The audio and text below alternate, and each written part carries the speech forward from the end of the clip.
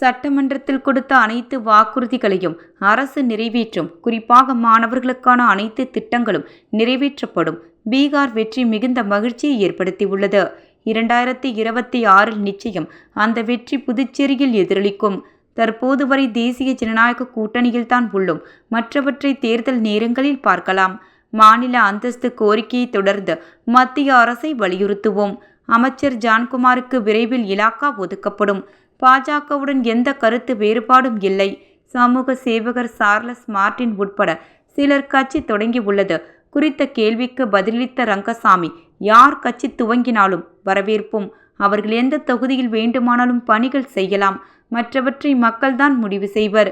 அரசு மீது குற்றச்சாட்டு கூறுபவர்களுக்கு இப்போது பதில் சொல்ல வேண்டுமோ அப்போது பதில் சொல்வேன். நேரம் சமயம் வரும்போது அவர்களுக்கு பதிலளிக்கப்படும். இலவச கோதுமை ஓரிரு வாரத்தில் கொடுக்கப்படும். மஞ்சள் அட்டை குடும்ப தலைவிக்கு வழங்கப்படுவதாக அறிவித்த ரூபாய் 1000 விரைவில் வழங்கப்படும். 100 நாள் வேலை திட்ட பணிகளின் வேலை நாள் எண்ணிக்கை அதிகரிக்கப்படும். பருவ மழையை எதிர்கொள்ள அனைத்து துறைகளும் தயார் நிலையில் உள்ளது. போலீஸ் சப் இன்ஸ்பெக்டர்களுக்கான தேர்வு விரைவில் நடத்தப்படும்.